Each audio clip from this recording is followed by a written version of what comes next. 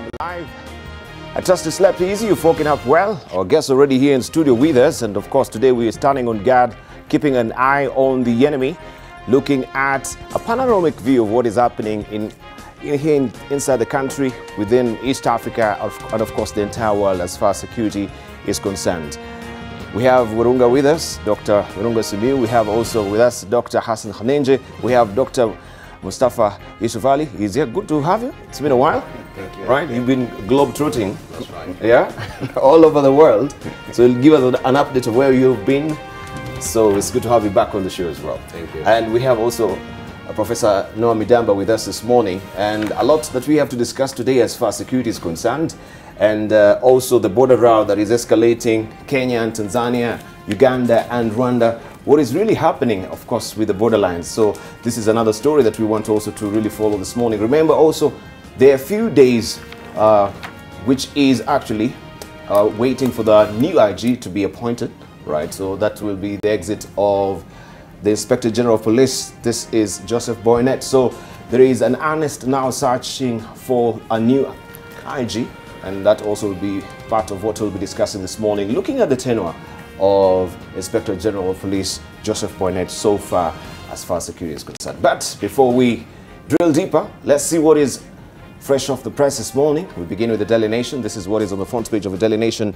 Dams farm locked in Asia court battle. This is on the front page of the Daily Nation, where will 6 billion shillings for land compensation come from? That's the probing question. Another burden to you.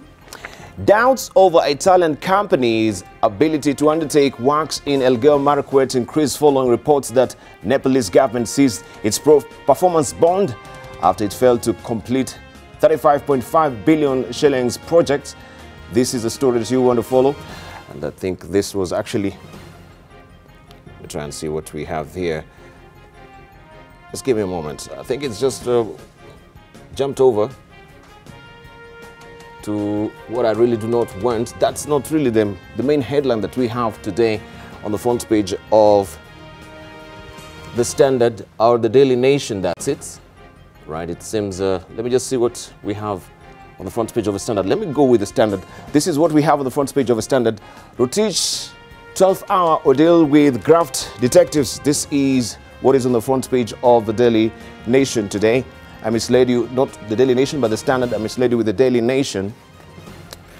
And this is what we have here. Rotich's 12-hour ordeal with graft detectives. This is on the front page of the Standard. Career of President Kenyatta's first-term finance CS under scrutiny after he spent day with investigators answering questions on the 63 billion shillings dam projects. Rotich was with his lawyer Kato Kigen and is expected to be grilled again today. This story continues on page 4 of the Standard today. Also, this is a figure here. 7.6 billion shillings amount the management of Kerio Valley Development Authority says it paid an Italian firm, CMC di Ravenna, in 2 batches to construct Aror and Kimwa rail dams.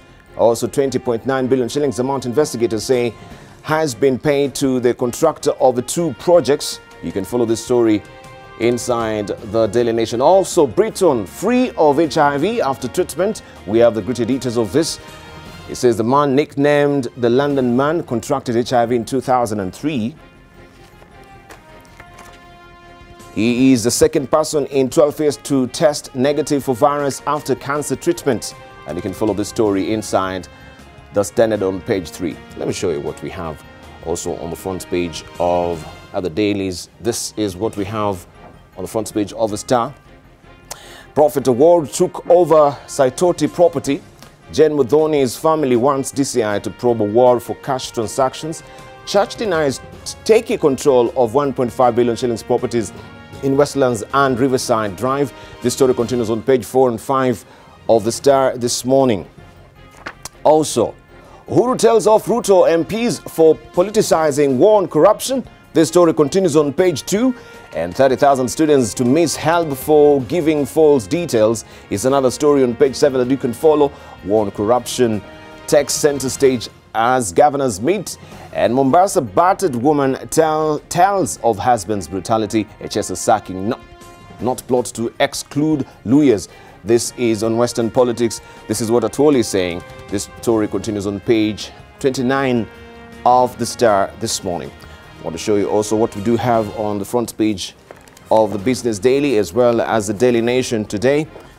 Right, I think there was a mix-up there with the soft copy, the one that was sent. I will show you the hard copy of what we have on the front page of the Daily Nation. Why Rotich is walking a tightrope is what is on the front page of the Daily Nation this morning. Cabinet Secretary questioned into the night of a suspected graft in 63 billion shillings Aror and Kimwarer Dam projects back at DCI today. The story continues on page 6 of the Daily Nation. Also, Uhuru, keep tribe out of graft, he says. And you can follow the story on page 4 of the Daily Nation today. Hope after HIV, a positive man now cured.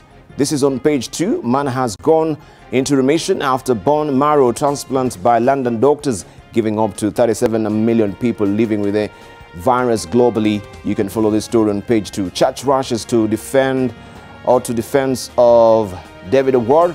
Self-declared prophet is caught up in 1.5 billion shillings property battle with the family of a brainwashed adherent. And you can follow this story on page 3 of the Daily Nation this morning. National schools need 1 billion shillings. This is what Principal Secretary Beleo Kipsang is saying. Arts and Science Diploma teachers colleges to be built or improved. Also education for all bill in the House. That is a sad story there. County education boards will be required to ensure all school age children complete basic education and training if a bill in Parliament passes. You can follow this story also at the back page of the Daily Nation. Let's see what is happening also on the front page of the Business Daily. Let me see if it tallies with my soft copy here. And just to show you what we have on the front page of the Business Daily this morning. Just to be safe, let me show you the hard copy. 306 more Kenyans rise to millionaires rank in a year. That is what we have on the front page of the Business Daily. The Knight Frank Global Wealth Report shows 9,482 Kenyans are millionaires worth more than 100 million each, while about 125 are valued at more than 3 billion. 306 more Kenyans rise to millionaire rank in a year. You can follow the story on page 4 of the Business Daily. Also, just remember the Forbes Wild Billionaires list is out. We shall give you also the gritty details of this much later in the course of the program. And Uchumi wins battle with UBA for 2.8 billion shillings land cash is another story that you want to follow on page 4 of the Business Daily. Senior citizens go for 6 months without stipend. That is the story on page 4 of the Business Daily, where it continues. Also 109.3 million for Sozuri team package. That is on the ticker, and it says taxpayers are set to foot a retirement bill of 109.3 million following the exit of the first crop of National Land Commission chiefs after their now renewable term ended last month. This story continues on page 5 of the Business Daily this morning. Let's cross over now to Uganda and Tanzania. Remember, in Tanzania, we just have the Mwananchi for you because the citizen has been banned. This is now running into 1 week. Mgonjwa wa ukimwi aripotiwa kupona. This is a splash, of course, on the front page of Mwananchi, the story we were just reading about, also on the front page of the Daily Nation. This is a good breakthrough after 10 good years when the first case was reported about a man also in America who went into remission. And this story is also tucked away on page 3 of Mwananchi. Let's see what we have on the front page of the Daily Monitor in Uganda. Inside story of the Uganda-Rwanda row. This is a border row. The build-up to the border standoff between the two countries dates back to events in battlefronts and alleged infiltration of Ugandan intelligence services. The story continues on page 6. Remember, we shall be discussing this with our panelists here much later in the course of the program. Also, Katuna closure leaves border residents in tears, and Uganda responds to Rwanda rebel torture allegations. This is a story that you want to follow also inside the Daily Monitor. Let's see what is happening in Rwanda as far as this development is concerned, and allow me to just pick up now the New Times. And this is what it says: over 100 illegally held in Uganda. Over 100 illegally held in Uganda. This is what Sezibera is saying, the spokesperson of the government. The numbers are given here. 2 years since the stalemate started unfolding, we have 106 Rwandans still being detained by Uganda illegally. Also 987 Rwandans irregularly deported from Uganda over the last 2 years. And 190 number of Rwandans arrested and tortured in Uganda over the last 2 years. And these are the key concerns: illegal arrest, harassment, torture, and irregular deportation of Rwandans by Ugandans. Also, trade sabotage by blocking exports from Rwanda going through Uganda, harboring elements with intention to destabilize Rwanda. Foreign Affairs Minister and government spokesperson Dr. Richard Sezibera speaks during a news briefing in Kimihurura yesterday. Sezibera said at least 106 Rwanda nationals are currently being held in Uganda with no access to lawyers and consular services. You have the full story on page 5 of the New Times in Rwanda. And it says, you're not alone. You're not an asset valuation, not a price per square meter, not a unit number, not us. You are an entrepreneur. All right, I think this is just something else that I'm reading. But this is what is on the front page of the New Times. Let's see what we have on the front page of the People Daily. Did I show you this? Just back home. And this is what is on the front page of the People Daily. Rotich endures 12-hour grilling over dams. In grilling session, detectives take national treasure, says through a 200-page questionnaire as he gives a blow-by-blow account of approval, 20.5 billion shillings payment to a broke Italian firm and other glaring omissions on stalled projects that now threatens his public service career. This story continues on page 6 of the People Daily. A quick look at editorial cartoons that we have this morning. And this is what has been drawn by Munene today in the Daily Nation. And it's all about the appointment of CS Amina, Ambassador Amina Mohammed. And you can see the in-tray is full for her. All right, I leave it for you to decipher this. This is what we have in the Daily Nation. I want to show you briefly also what we do have inside. This is the Star. What Victor has drawn for us. Jubilee is intact. Raila is the one trying to split it. And you can see the mudslinging is going on. This is what has been aptly captured by Victor inside the Star. Lastly, let's see what also has been drawn by Stano inside the People Daily. And this is your splash. Damn it, I need some water. Right, this is how it went yesterday for the CS of Treasury. This is Henry Rotich. Right, we'll leave it for you to decipher this as well. But for now, let's see what we have in the news for you. The president hits back at his critics, further exposing the division in Jubilee. London HIV patient becomes the world's second AIDS cure hope. And President Macky Sall is installed as the new president. President Uhuru Kenyatta has cautioned leaders against personalization of the war against corruption, asking them to stop prosecuting corruption cases at funerals and weddings. At the same time, President Kenyatta has called on anyone with evidence that he or his family has been found in corrupt dealings to report the cases to the DCI. Hii vita hatutaishinda kwa mazishi, kwa harusi, sijui wapi. Wakati William Ruto alikuwa na support Raila Odinga, hakukuwa mwizi. Wakati alikuja akasupport Uhuru Kenyatta, hakukuwa mwizi. Saa hii vile anataka imefika wakati yake, mnasema ni mwizi. Tutakutana na nyinyi na Mungu yuko, na tutapambana na nyinyi matajiri wa Kenya hii, yenye mnafikiria nyinyi ndio kila kitu. Na tutasema, si ati hatujui vitu yenye mmeiba nyinyi watu. Niliona mwingine akisema sijui nimeiba mali ya nani. Mimi namwambia, wewe tembea hapa Karura Forest hapa. Ofisi ziko hapo. Kwenda useme Uhuru kile ameiba. Shida iko wapi jameni? What is the problem? Lakini hii mambo ya kutishatisha watu ati kwa sababu umetaja kitu kwa mazishi, huyo mtu ambaye amekufa hata kusaidia. Kwa sababu hata ukija uambiwe umefanya makosa, si utapata nafasi ya kujitetea? Au ni namna gani wenzangu? Na kama bado unaendelea kuambiwa ya kwamba bado umefanya makosa, si uende utafute wakili ndio uende kotini ndio usimame mbele ya koti useme huyu amesema nimeiba, lakini mimi na wakili wangu hii ndio ushahidi wangu ya kwamba mimi siku.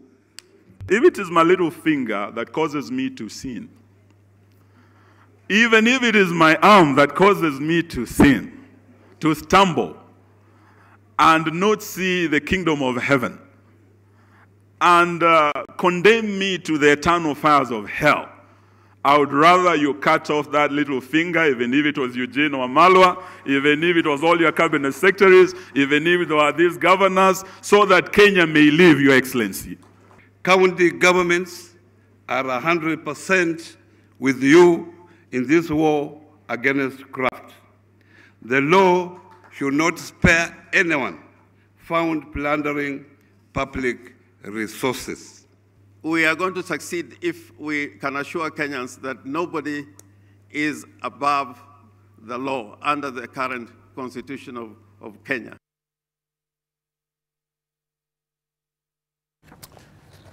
Now, the National Assembly Committee on Environment and Natural Resources has suspended 22 dam projects worth 188 billion shillings in the country that are in the process of procurement until ongoing investigations over the current scam or the dam scandals are complete. At the same time, the members of parliament from Elgeyo-Marakwet County have supported ongoing investigations into the 21 billion shillings Aror and Kimwarer dam scandal, saying that despite the ongoing investigations, the dam projects should be completed. Within the Ministry of Water and Sanitation, they are being implemented by other agencies, the Ministry of East Africa and Regional Development. Specifically, the KVDA is the procuring entity. For Itare is a project that I've explained to the members and is under our ministry and is currently facing contractual issues, and we will be able to ensure that every condition and clause in the conditions of contract is secured. We will invoke our rights.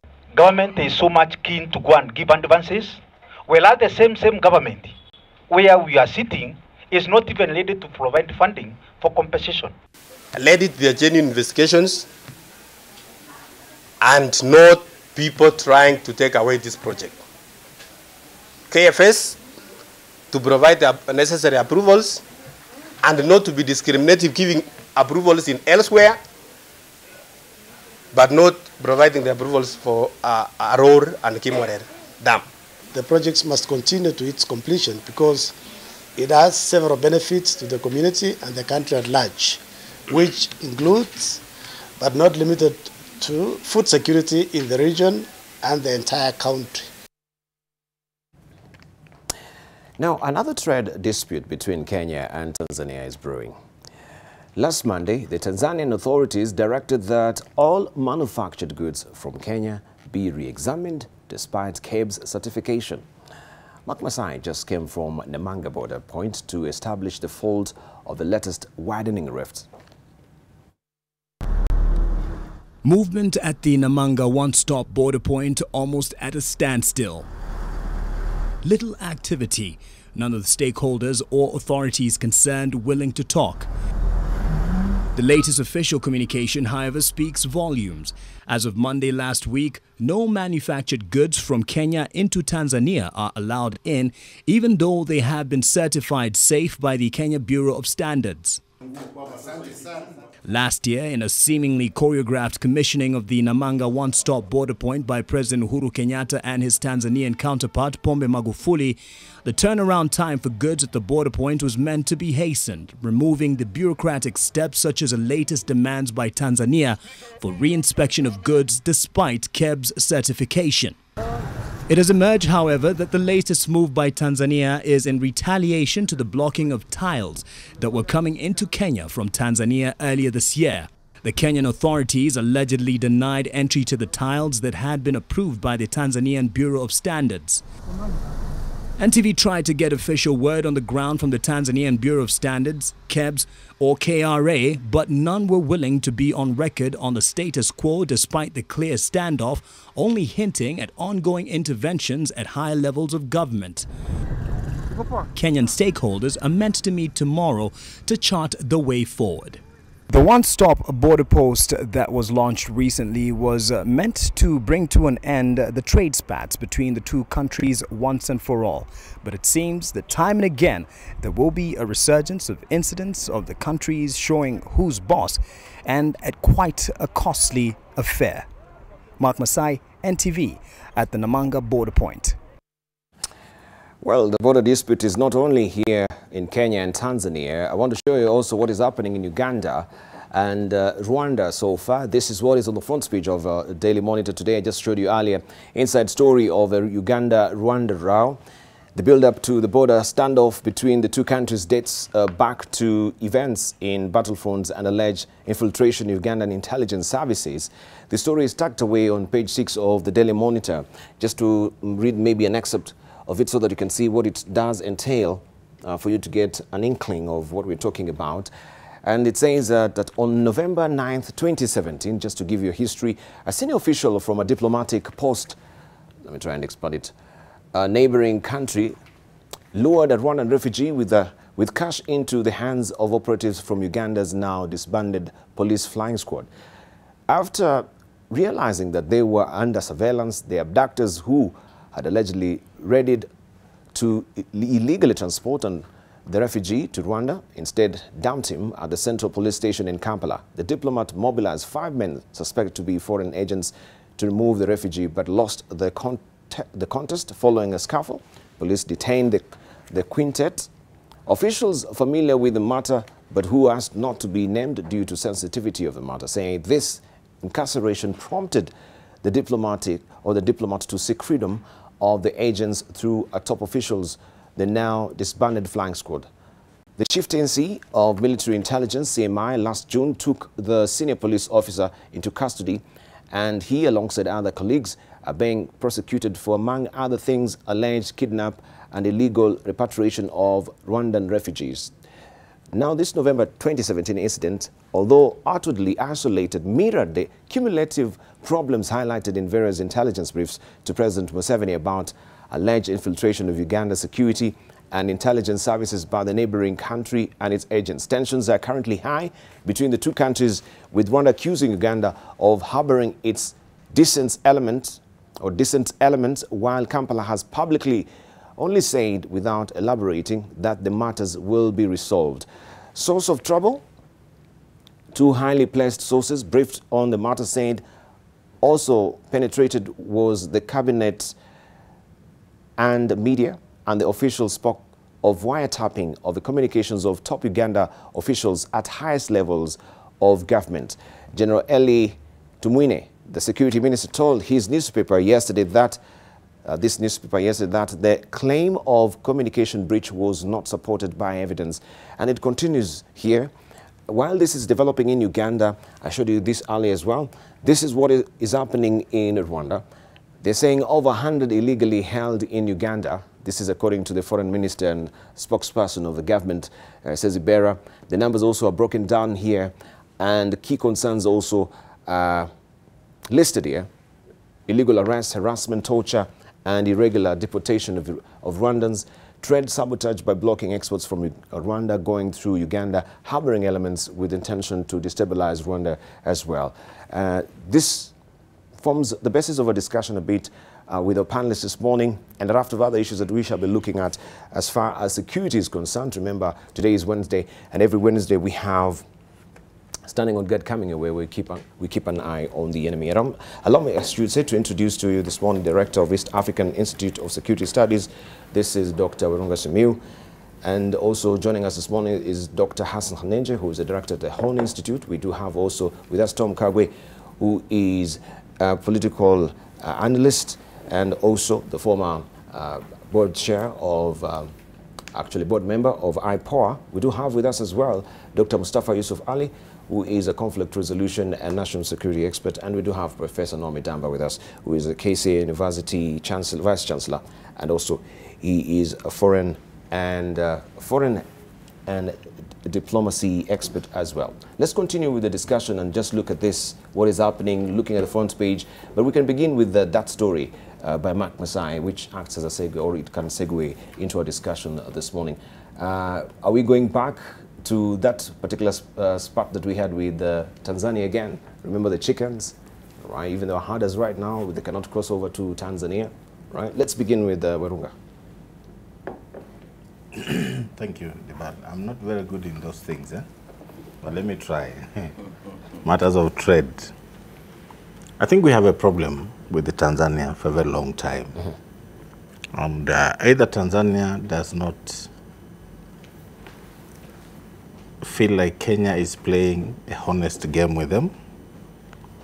And we also know stories of Tanzania having been the bottleneck when the East African community was debating about cross-border trade, free movement of people, free habitation of East Africans. And they had a major problem about people crossing borders and settling in other countries because they were fearing that Kenyans are very hardworking people, they are very quick, they do things on their feet, and they thought Kenya would overwhelm the people of Tanzania. So I think it is something inbuilt from the days of Ujamaa, when we were being called names. Tanzania has never given up on that, I think. And the fact that Kenya keeps on leaping ahead of it on many other fronts, we do not understand why it should be having issues with us, and yet I think it is a second or third trading partner for us in the region. You know, Uganda is the leading, and then Tanzania should be in the league of 3-4. And the fact that we are able to have these things in the region without necessarily them exporting or importing from outside, I do not understand why Tanzania is having an issue, yet we have mechanisms in the East African community under the trade portfolio where countries that have not caught up with the rest in East Africa have something like an affirmative action where they have been given a leeway to grow their industries, catch up with the rest in the East African region, and do legitimate business. So we don't understand the politics of Tanzania, and because I'm not very good in trade matters, that is my view. All right, let's hear from Dr. Hassan Honenja. Good morning, Debarl. Good morning to you. I think building on what Dr. Simiyu was discussing, I think it's almost unfair because we've had the affirmative action for our neighbors for perhaps one of the longest when it comes to regional integration organizations. Yes. I think it goes back to the Moi days, and for some reason, it's an affirmative action that is not appreciated very well. And Tanzania's history of reluctance to being fully part of the East African community and the customs union is something that is well documented. I don't know what extra incentives they may want, but perhaps diplomatically we may have also to play our game differently. Now, having said that, part of this problem is also self-inflicted as a country, frankly. We have literally zillions of counterfeit products, and of course our media does a pretty good job in exposing them. And any neighboring country, you know, knowing what they know, that that KEBS logo alone is not sufficient to say to pass for an item that is authentic, I think some countries are going to be reluctant to actually accept our product because we've been doing pretty badly with regard to counterfeits or fighting counterfeits. And so while the history of reluctance of our neighbors is well documented, we also need to do a better job, first of all, in reining down some of these corrupt practices, but number two, diplomatically, in actually being a little more engaged and persuasive in letting them know that, look, this is for our common good, for mutual interest, and you stand a better chance by working closely within the East African community than working, let's say, with SADC, which they don't really get much out of. Right, Dr. Mustafa. Yeah, Debarl, good morning. Tanzania has been a reluctant partner in the East African cooperation for a very long time. Tanzania has always wished and actually done so to look south, being engaged more with SADC countries for a very long time. The affirmative action that Simiyu Werunga is talking about is something that actually Kenya has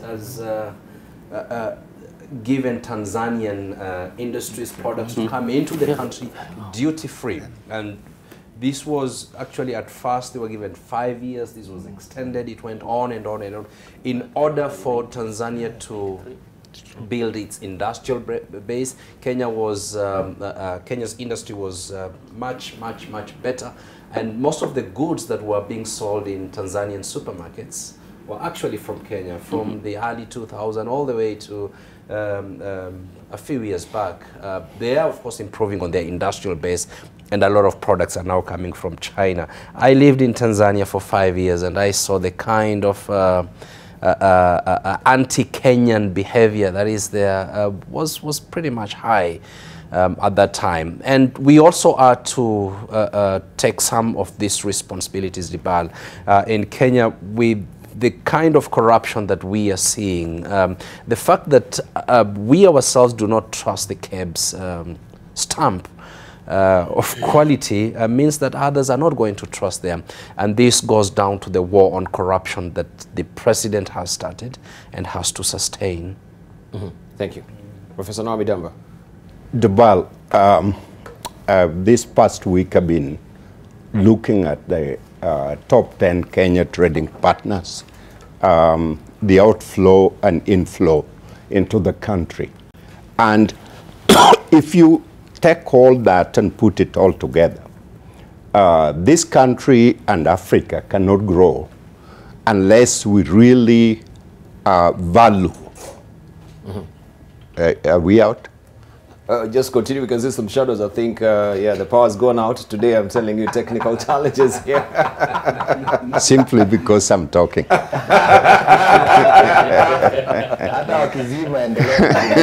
What's up? Can they hear me out? Yeah. All right, let's just take a short break right now. I think we have some technical challenges here.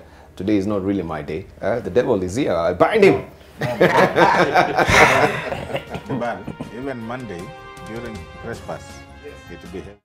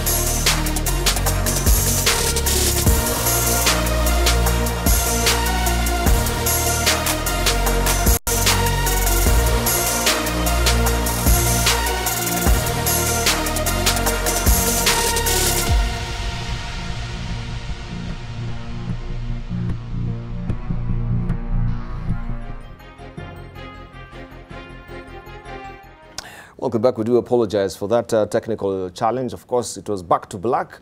And we're just commenting here, of course, with a tongue, a family in Chic, that it is because Professor Noah Midamba was speaking. And yeah, people from that area, we can just get the audio, yeah, and see the white teeth. So we shouldn't have actually gone out of, taken a station break. We should just continue with Noah Midamba speaking, yeah, and the viewers just watching the teeth. Yeah. Kenyans don't listen to the Bible. Listen to the word.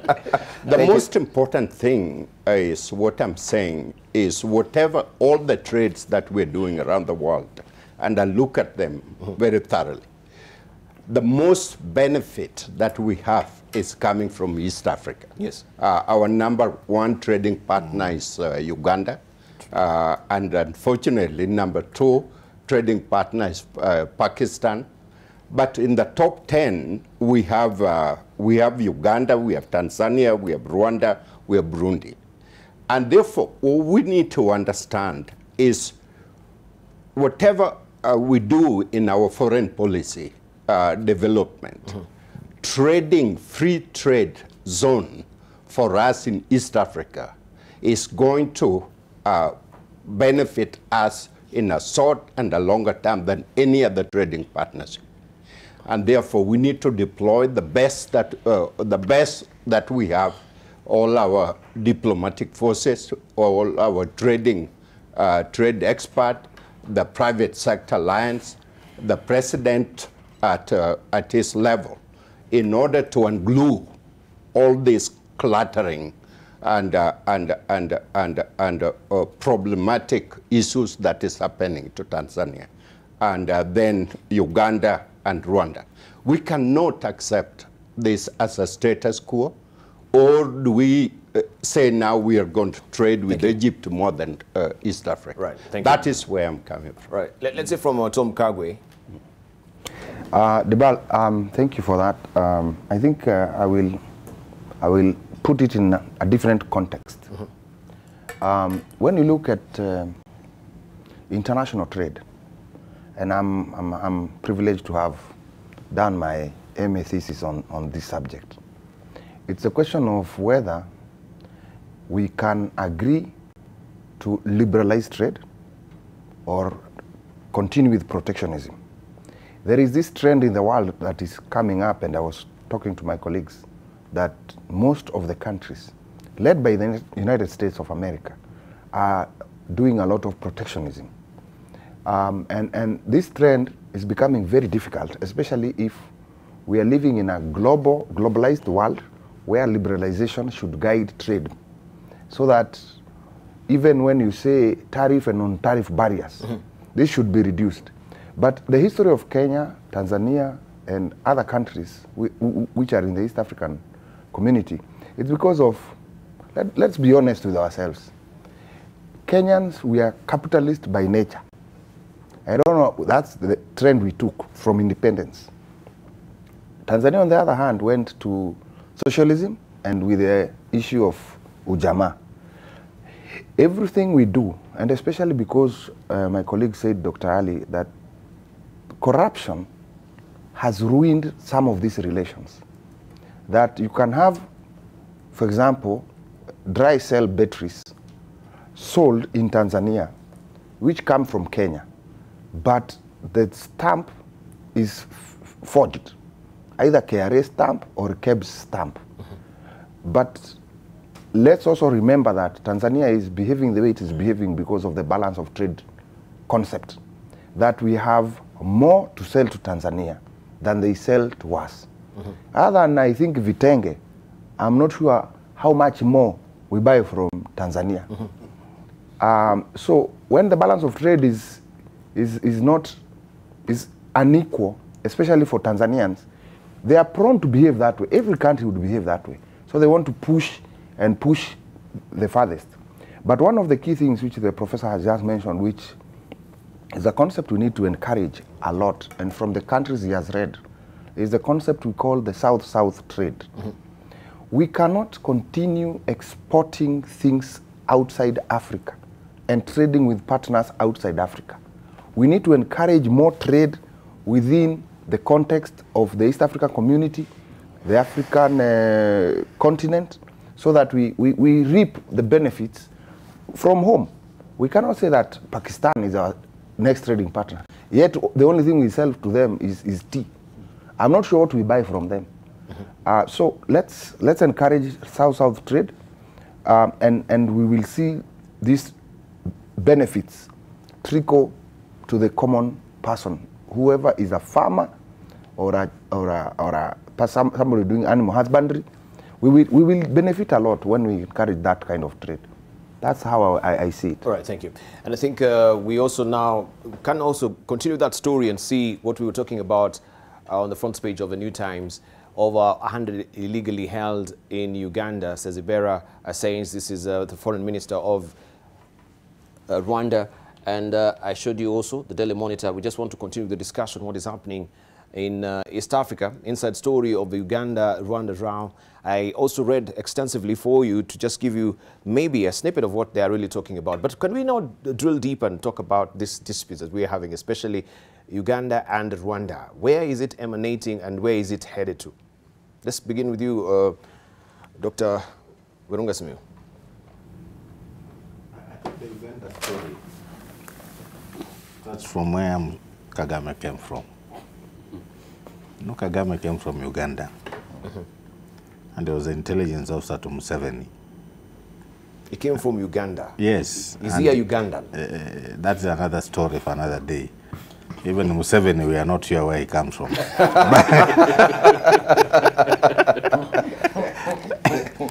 So, and you remember when he was with Museveni, he was Major Kagame. Yes. Then he took over from the late Major who was killed, the first leader of Rwanda Patriotic Front. So there was this thing between Kagame and Museveni. When Kagame took over in Rwanda, Museveni continued looking at Kagame as my intelligence officer. And it became very personal, and I think they've never recovered from that. So what I'm seeing between Uganda and Rwanda, I think these are personal issues that are now morphing them into country problems that, to me, I feel is not good for East Africa. Because the story of Uganda detaining Rwandese at the border has been there for a very long time. Rwanda has been complaining for about 2 years now that Museveni and his team have been arresting Rwandese across the border. And it's been something that I think Kagame has been very, very slow to act until the other day when they now made it a police thing. So I think the problem between Uganda and Rwanda is not about borders. It's not even about trade. Those are personality clashes that I think the East African community should deal with. And if they don't deal with it, we also have another problem with Kagame and Burundi. Personality clashes. Now, when you look at all those three countries having issues that are nothing to do with the people of the three countries, then I think we need to be looking at it as a problem in East Africa. Unfortunately, and this is my view, I wish President Uhuru was doing things differently. Because they say he's the only president who can tap another president at the back because he has no issues with another president. I just wish he had, and I'm not saying she's bad, I wish he had a very good focus and strategic foreign minister. Because that is where Kenya could have taken advantage to ensure that we leverage our goodness in the region to deal with these issues. I know President Museveni has a lot of respect for Uhuru as a person. Kagame, the same thing. Okay, the guy of Nkurunziza, we don't know. So I think the biggest problem is... So I think the biggest problem I think we have... There's a development with Nkurunziza as well. We'll talk about it. Yeah. Yes, the biggest problem I think we have with these 2-3 countries before we come to Somalia, I think to me those are personality issues that need to be dealt with by the regional leaders. Because if we leave it, we've seen countries go to war because of personality clashes of the leaders. And yet the people of the countries that normally go to war under these circumstances have nothing against each other. So to me, that's where the issue is. We need, the East African leadership must take over this thing, deal with it from a personality perspective, and stop what we are seeing between Uganda Rwanda, and Burundi. And this is what we normally say, that the African Union actually should have some of these issues as they, their topmost agenda. That is the thing, yes. Yeah. Let's hear from Dr. Hassan. Yeah, I think building along the lines of what Dr. Simiyu was saying, these are personal. And, for people who know the history of Kagame and Museveni, you know that Kagame, became a refugee in Uganda, I think, in 1959 at age 3. And, of course, later on, he will join the NRM from Museveni. And he rose through the ranks to become, I think, the head of the intelligence for President Museveni by 1986. And he only came to Rwanda following the death of Fred Rwigema, who was heading the RPF at the time, on his Patriotic Front. Yeah, and became president. And I think the perception was like, I raised you, and you are a runaway child, and so the perception, it's like you're still my adopted son, but the truth is, Kagame is his own man, and he has proved that. And now the first serious fallout came when they both moved to Congo. Yes.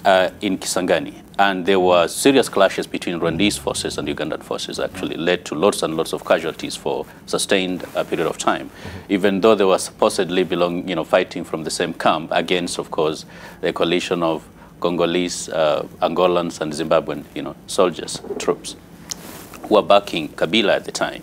Now, this has continued, and the tension has really never calmed down, and a lot of times it's just a test of wills, and Museveni trying to show that I created you, but Kagame trying to say, I'm president of my own country. In fact, I'm doing pretty well. And I think as the East African community and the IGAD region, this is something, an issue that should be raised. These people cannot solve their problems by themselves.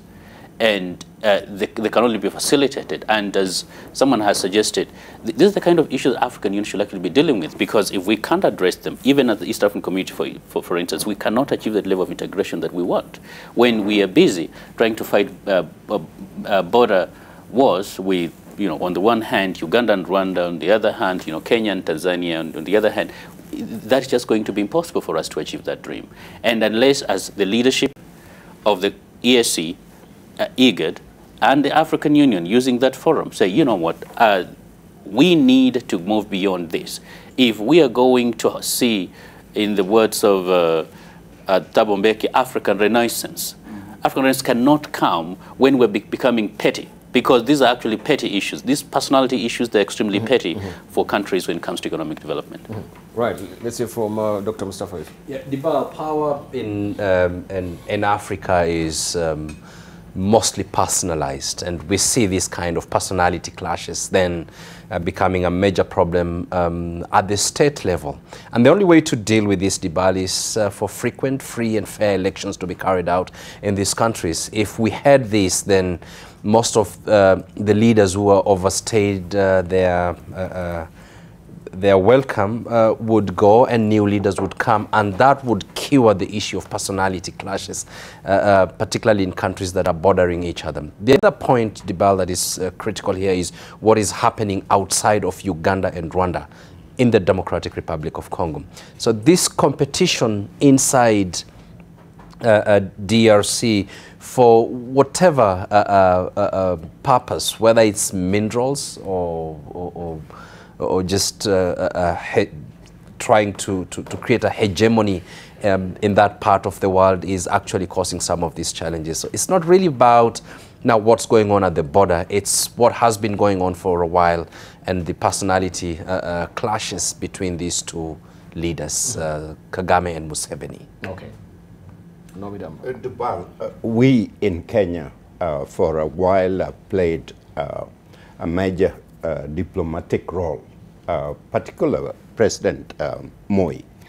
And Simiyu Werunga said correctly that it is Uhuru, President Uhuru, who doesn't seem to have any personal differences with these leaders, whether it's Kagame or Museveni or Tanzania president.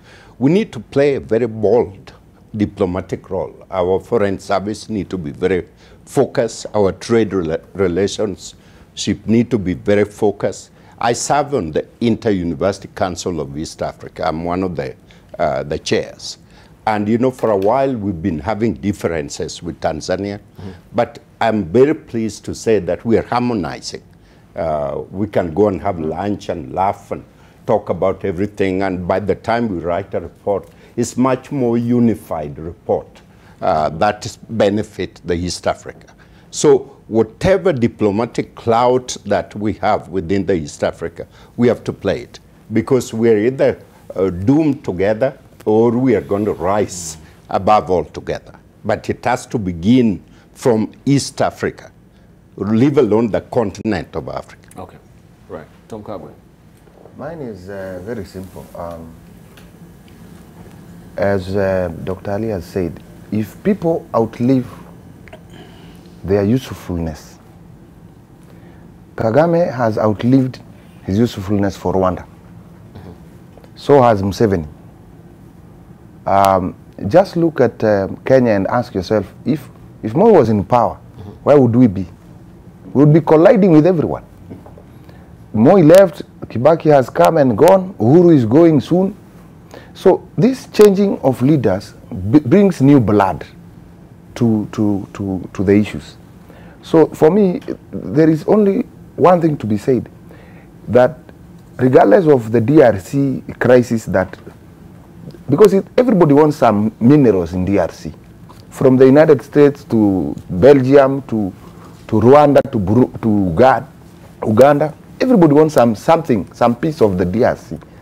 So long as we continue this, I would call it kleptocratic governance of looting and eating, we cannot move forward. Because that's, for me, the actual issue. Somebody wants something, and from what I have seen in not very verifiable sources about what Museveni owns and what Kagame owns in their own countries, then you can say that these people are kleptocratic by very nature. So it's just greed that is disturbing them. So what does it portend, especially for the East African spirit of integration, when we have all these border disputes and we're still trying to streamline East African integration since this particular good idea was mooted? It seems things are not really shaking into place. So what does this portend for us when we have the free visas? Let's hear from Professor Naomi Daba. Debarl, if you, America fought a bloody war, and a lot of people died as a result of that. But after that war, America came together and became the superpower of the world. Europe fought from time immemorial. But when it stopped after the Second World War and European United, they grow faster than they ever or any time in the period. So my point is very clear. We are either in it together to grow or we are doomed. And it has to begin at home. It has to begin from East Africa. We cannot, we are one people. There are Tanzania working in Kenya, there are Kenyans working in Tanzania, you know, and Uganda. We have had tradition, even during colonial days, of the three countries working together. What is it now? And the trade, if you look particularly the trade between China and Kenya, and the trade between China and the rest of Africa, short term, medium term, long term, we are going to be worse off than nobody can ever think. We cannot pay for the kind of investment that China has put here. And so we trade with each other, somebody take a little bit more. There's nothing wrong with it. It's not a zero-sum game. You know, and that's the point that we all need to understand. Right. I think, just to add on that, I want us to look at the totality of the problems we are having in East Africa. But there's just one denominator out of all of them. And the denominator is a person called Yoweri Kaguta Museveni. Kaguta has issues with us in Migingo Island. Kaguta has a problem with Southern Sudan because of Riek Machar and Salva Kiir. Kaguta has a problem with Kagame. Kaguta has a problem with Nkurunziza. And Kaguta had a problem with Kabila. And I don't know Magufuli, I think they are friends. So we must understand that all these problems we are dealing with in East Africa has a source. And this source is because of longevity of the person who has been in power, I think. He's the longest now in East Africa. While I partially don't agree with Dr. Musafa about Kagame, we know who Kagame is. But I also think we've been in this civil society for some time. And when you listen to what the Rwandans say about their country, some of them agree with what Kagame is doing. I don't agree, most of us will not agree, but I think we call him a benevolent dictator. He has some focus for his country.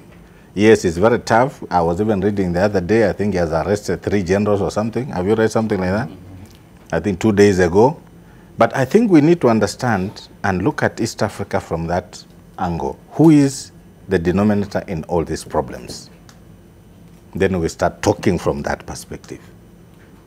And that's why we are saying if President Uhuru took his leverage, because he can talk to anybody in East Africa, I think that is one person who could have assisted this region to do what they need to do to ensure that we have harmonious relations between the 5 East African countries. And I just want to add, the issue of free trade has already been passed. We have the African Free Trade Zone area or something, that big thing. Yes. And several countries have actually already ratified, Kenya being one of them. So I think the issue of free trade is already there, but the problem is personality among the leadership in Africa.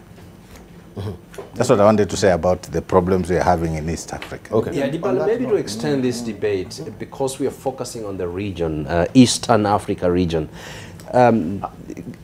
these countries can hardly afford this kind of very petty squabbles. Yeah. There are larger challenges with regard to border. Kenya with South Sudan with the Ilemi Triangle, Kenya and Somalia with the maritime border that we are facing.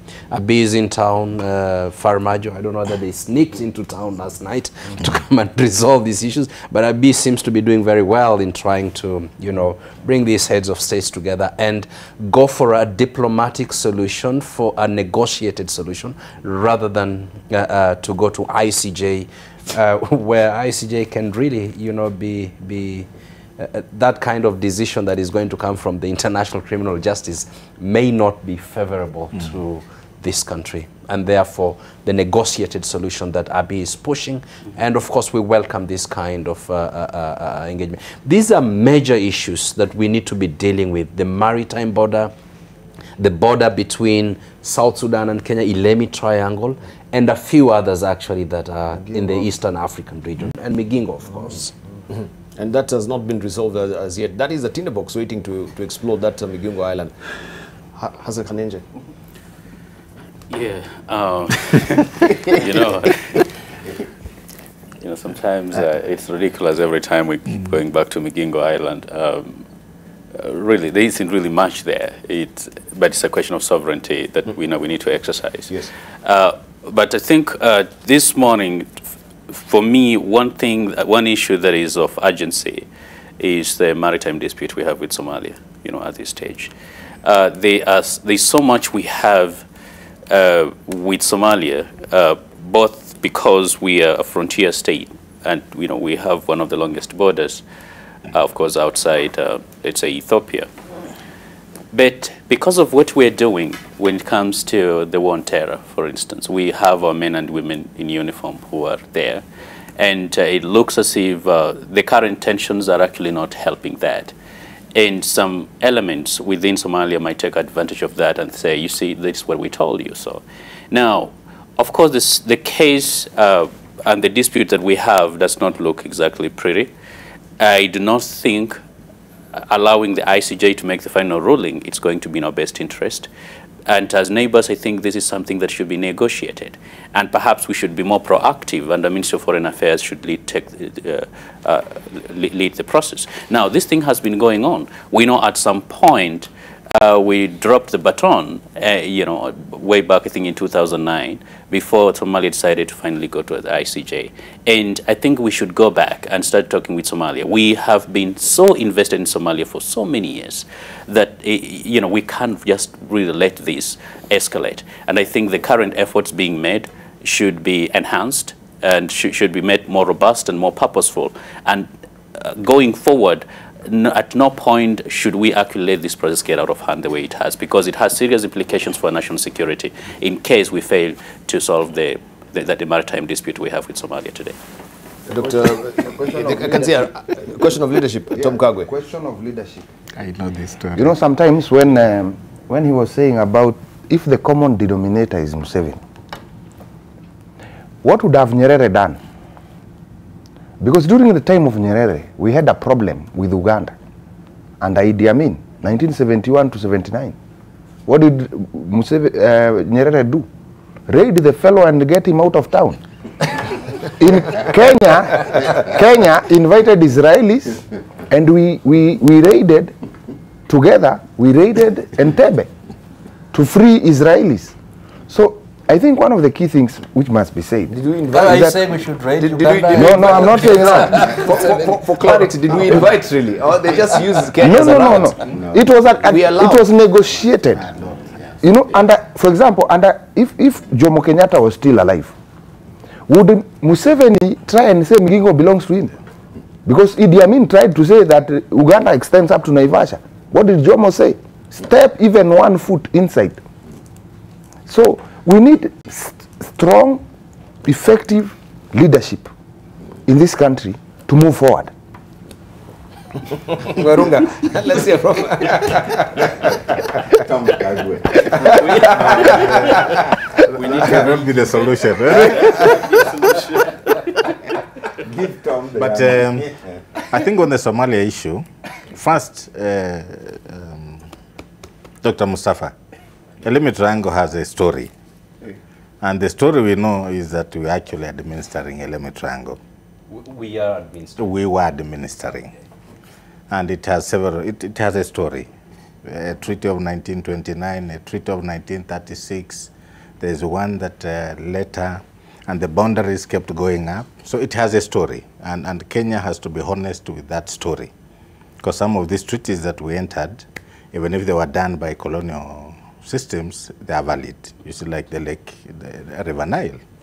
So I think Elemi Triangle is not an issue if we have to be a honest country and deal with the Elemi Triangle the way countries deal honestly. So that's not an issue. And I say this, I used to fly choppers in the military, so I know a bit of Elemi Triangle. And we know the story.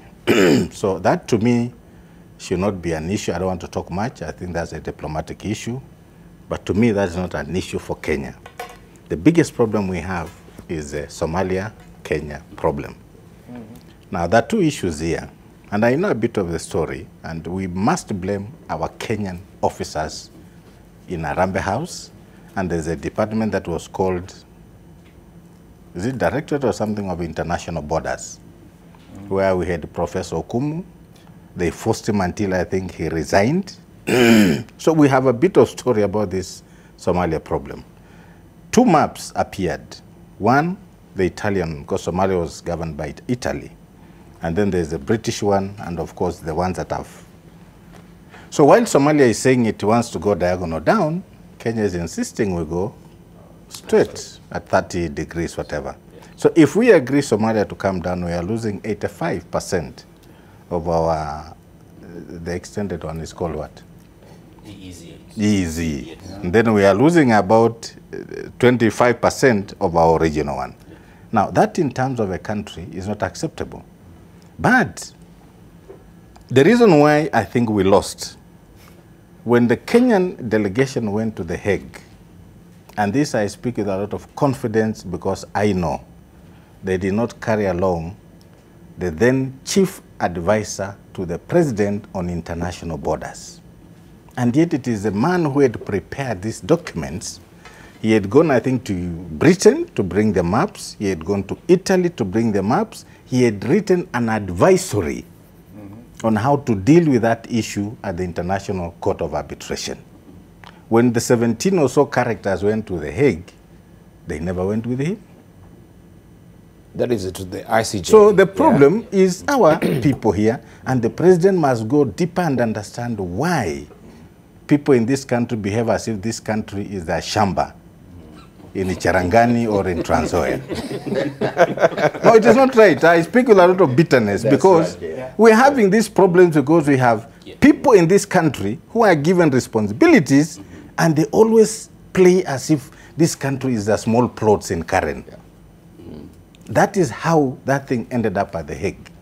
And take it from me, if they want me to call the fellow I know about of this story, the president needs to be told the truth. We are where we are today because we have characters from the AG's office. When Guido Muigai was Attorney General, we had characters from Arambe House and that directorate that went to The Hague, minus the chief advisor on international borders to the presidency. So they go there, the case, they have no idea, they don't know how to do it. Because per diem, it's called per diem. You know? Per diem seeking. Yes, but I'll tell you this. I'm telling you this. Because if that case was handled properly, we will not be at The Hague. Yeah, at Debarl, there might have, it's true actually, Yes. there are some missteps, and when you look at the military, as the Navy has been plying that route, you just need to go and look at the logbooks at the Kenyan Navy, that the naval vessels have actually been working in that area, patrolling that area for over 35 years. And so that in itself means that that's part of the Kenyan territory. You know, even during Siad Barre's time, the Kenyan Navy used to patrol, meaning that, and there was no objection whatsoever about that. Now, a case at ICJ, or if the United Nations Conventions on the laws of the seas, UNCLOS 1 and 2 are to be used, these are some of the facts that are actually going to be presented on the table that Kenya will clearly indicate that, look here, we have actually been pursuing our interest in these maritime waters, and that Somalia is coming very late. Now, it's very important that Kenya puts forth a very strong team that understands this challenge in order to explain and argue the Kenya's case well. Properly. All right, Nomidamba. Simply, Debarl, do we have the right people negotiating on our behalf?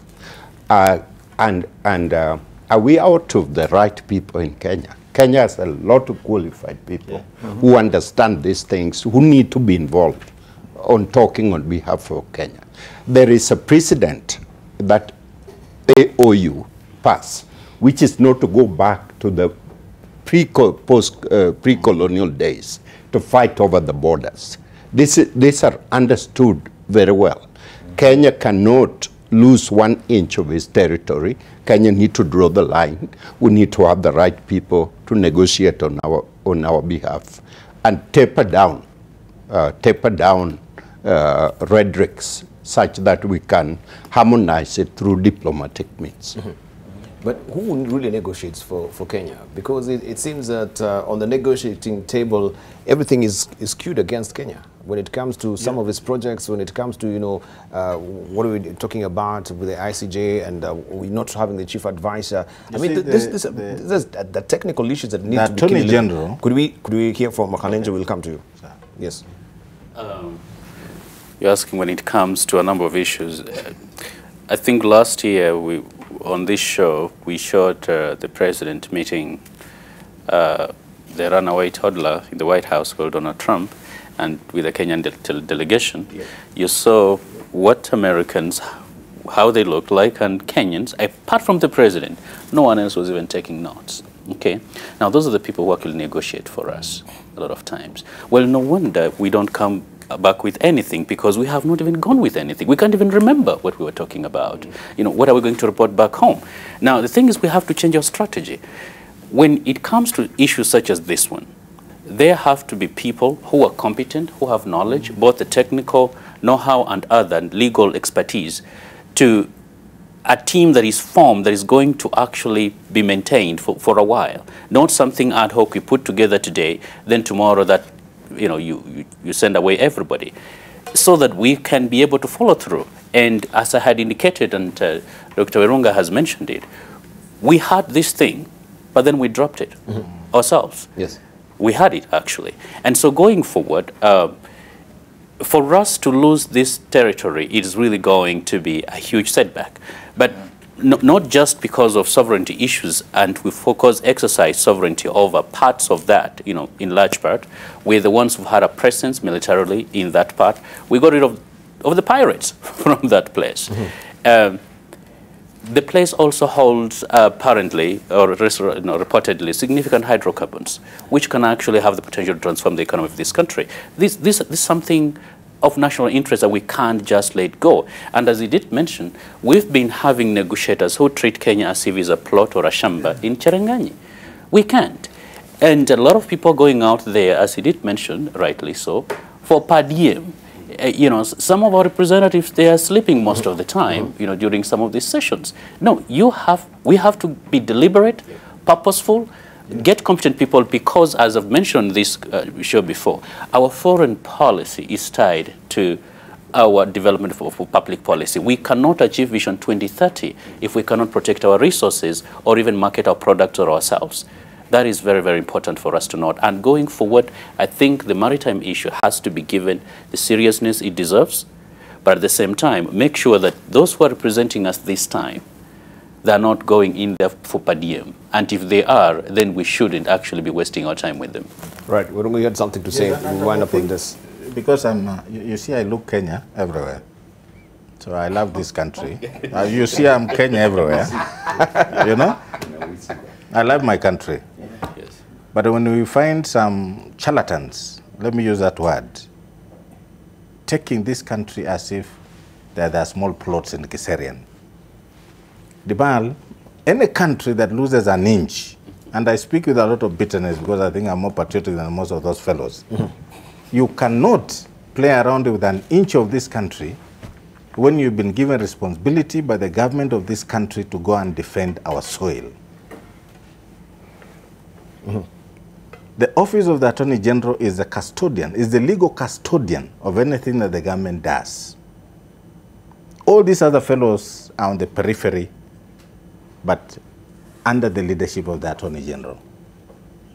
When we had a person in charge of international borders as an advisor, this is a fellow who has worked in the Commission of International Borders at AU. I want you to listen to this. He was there for several years advising AU on matters of international borders in Africa. Right now, I don't know where he's, somewhere in Britain, or he's relocated, I think, or something. Maybe he's visiting.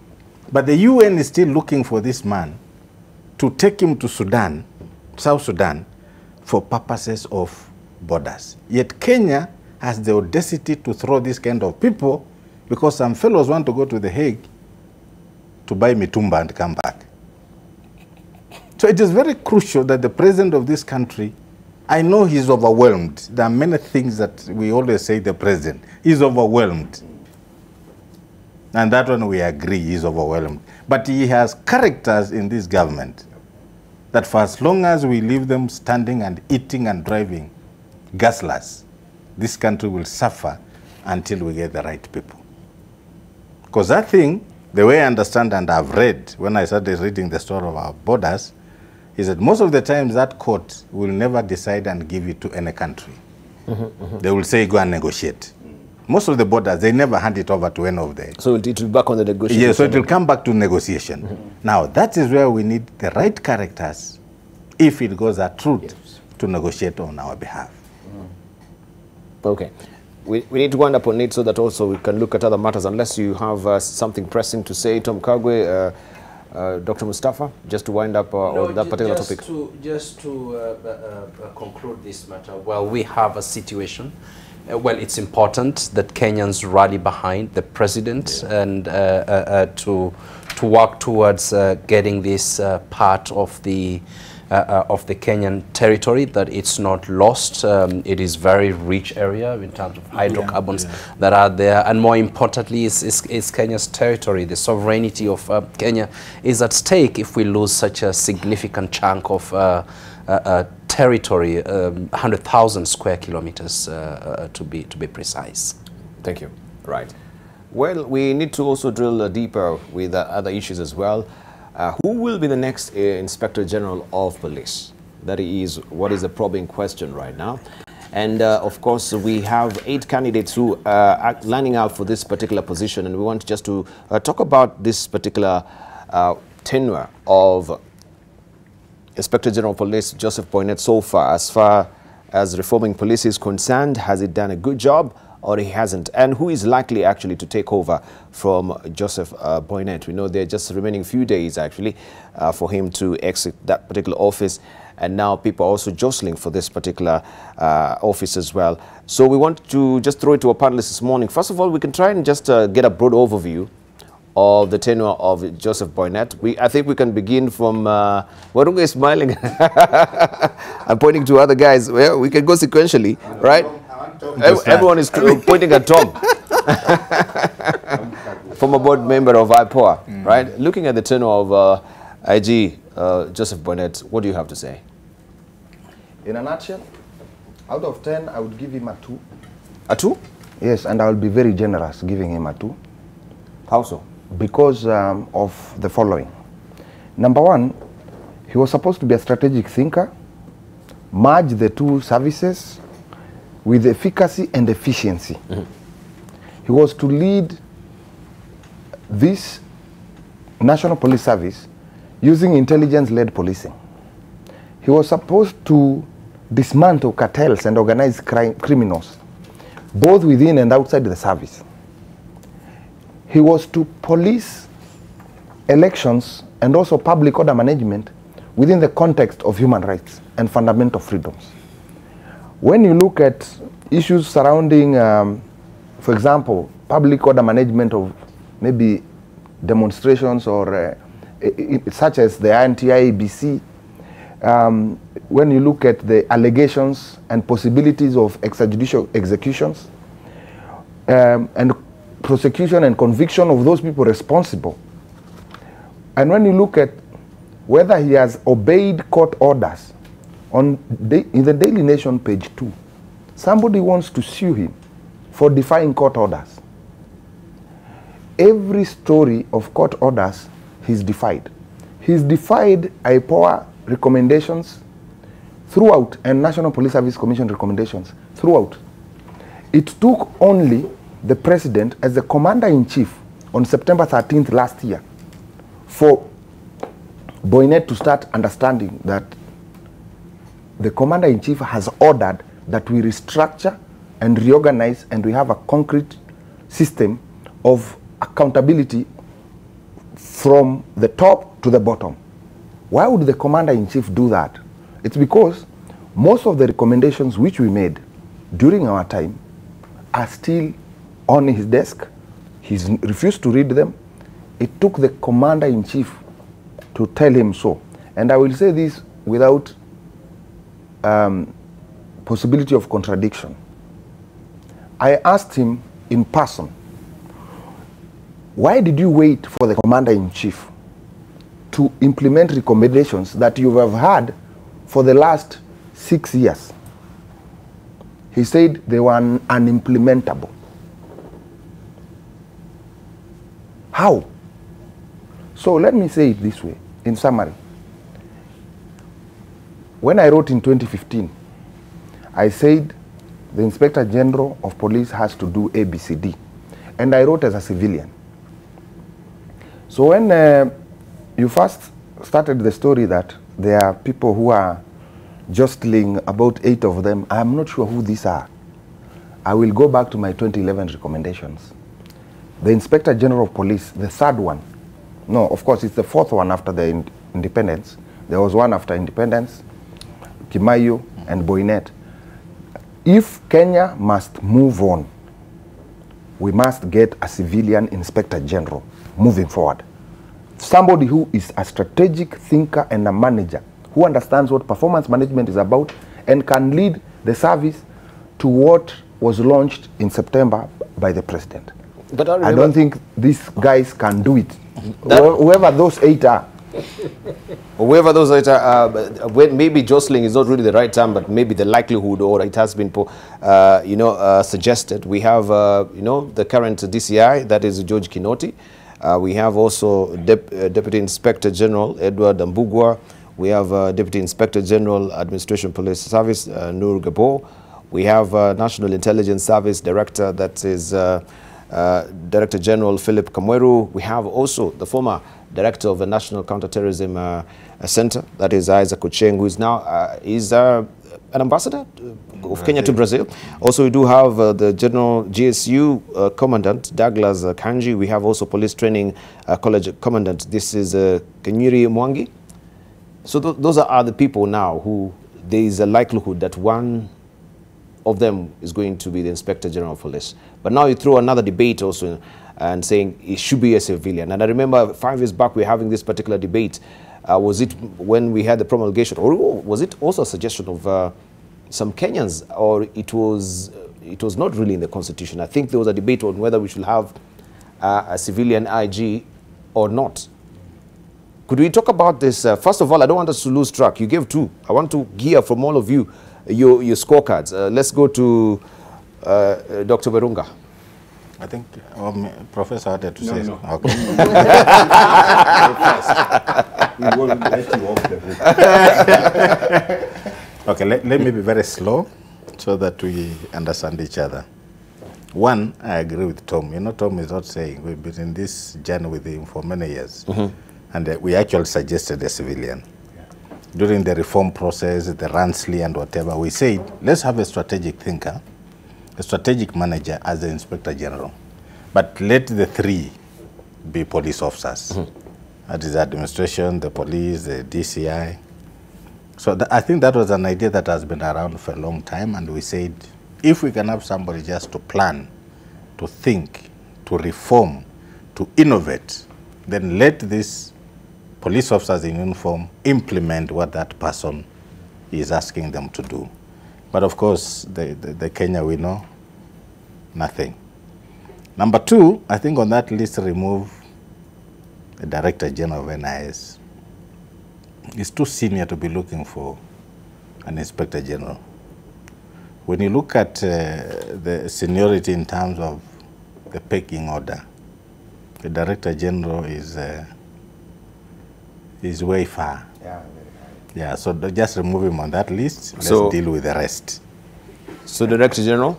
NIS cannot be. NIS cannot be. No, so we struck it. Okay. Yes, I think that's the media. But that is the media propaganda. Yes.